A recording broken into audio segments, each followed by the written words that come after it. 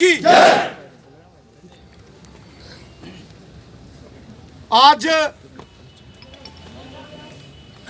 इस धरने में आए पीएचई डिपार्टमेंट हो या जितने भी यहाँ पीडब्ल्यू डिपार्टमेंट हो, बिजली डिपार्टमेंट हो, हेल्थ डिपार्टमेंट हो, रूरल डेवलपमेंट हो, जिन तमाम डिपार्टमेंटों के जितने भी हमारे सहयोगी साथी दोस्त नौजवान यहाँ बैठे हैं, सबको मेरा नमस्कार। सबसे पहले मैं एक बात क्लियर करना चाहता हूं, जिसका जिक्र हमारे नौजवान साथी ने यहां किया, भानु जी ने। आतंकवादियों के लिए सिर्फ और सिर्फ बंदूक और गोली है, इसके सिवा हमारे पास कुछ नहीं। पेपरों पे सुनो, आतंकवादियों के लिए यहां जिक्र चला था, आतंकवादियों के लिए ये हमारे जवान और इनकी बंदूकें हैं, उनके लिए कोई पॉलिसी नहीं होगी। मैं आपके सामने, सारे मीडिया के सामने यहां से घोषित करता हूं, और हमने किया भी है, जो बंदूक उठाएगा वो रास्ता सीधा शमशान घाट और कब्रिस्तान की ओर जाता है और कहीं नहीं जाता। अब आपके मुद्दे पर आता हूं। साथियों, आपकी परेशानी तकलीफ में बहुत अच्छे तरीके से जानता हूं। जब मैं एमएलए था, आप सारे गवाह हो कि उस वक्त भी जब आप प्रोटेस्ट करते थे, मैं असेंबली के अंदर कार्रवाई चलती थी, असेंबली छोड़ के आपके बीसी रोड, वहां जो आपका चीफ साहब के ऑफिस से एक बार आपने कमीजें खोल के जबरदस्त प्रदर्शन किया था, हजारों की तादाद में आप थे।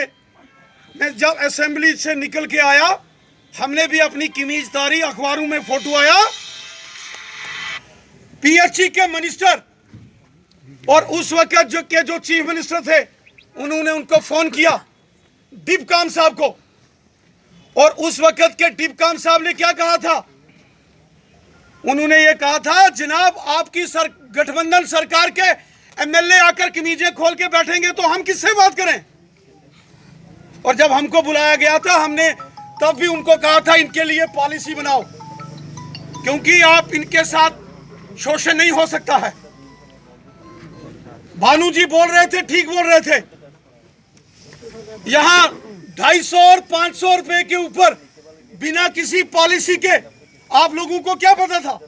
आपका तो घर वालों का यही था कि ये लगे मुंडे आज 250 इन लेने, इन्हें कल 500 मिलना, इन्हें पके हो जाना। लेकिन ये उस सरकारों का काम था, आपकी रजिस्ट्रेशन करना, आपकी अटेंडेंस करना। मेरे को पता है, जब हम लोग एमएलए बने, तब तक किसी डेली रेटेड वर्कर किसी भी डिपार्टमेंट का उसकी अटेंडेंस नहीं होती थी। एक्सीएन मेरे पास आते थे, जनाब ये डिस्ट्रिक्ट प्लान की ये पैसा है, ये रोड है, इसका पैसा हमको यूटिलाइज करना है। 1500 रुपया तो 1000 रुपया ही नहीं देना है। और हम कहते थे ठीक है। हमने जब असेंबली के अंदर, हमने जब आपके लिए, इन्होंने ठीक कहा, तो ये सारे जानकार हो, सारे ही में जानना, इतने कोई भी ऐसा नहीं है जेड़ा साढ़े नाल व्यक्तिगत जदी गलबात नहीं हुई है, या जेड़ा साढ़े नाल परिचित नहीं है, या जिंदे घरें जस नहीं गए हो है, तुम सारे फैमिली मेंबर हो। इस वास्ते जिले असें एजिटेशन लड़िया, असें असेंबली च मुद्दा चुकिया, पहली बारी साड़ी आवाज के कारण। साथियों, बायोमीट्रिक अटेंडेंस आई कि नहीं, नंबर ते नोट करो किन्ने ने। अज तुस बायोमेट्रिक अटेंडेंस करते हो ना, अज तुस गवर्नमेंट दे खाते चो, पिछले दिन चीफ सेक्रेटरी साहब ने एक बयान दिता और उन्हें ना देना चाहिए वो बयान।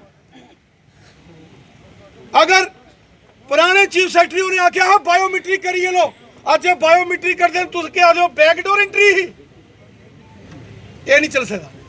ये गल्लां बंद होनी चाहिए। उन्हें भी आख्या एकड़ा काम नहीं करो।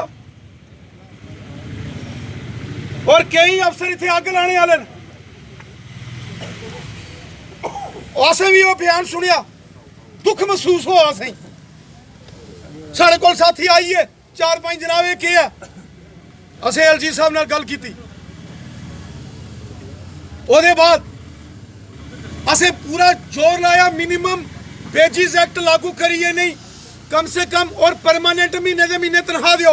और ਜਿਹੜੀ ਪੁਰਾਣੀ बैकलॉग है जिन्ने महीने ਦੀ 2.5-3 सालों की तनख्वाह अजे और पेंडिंग है 5 सालों की, वो सारी तनख्वाह दिओ।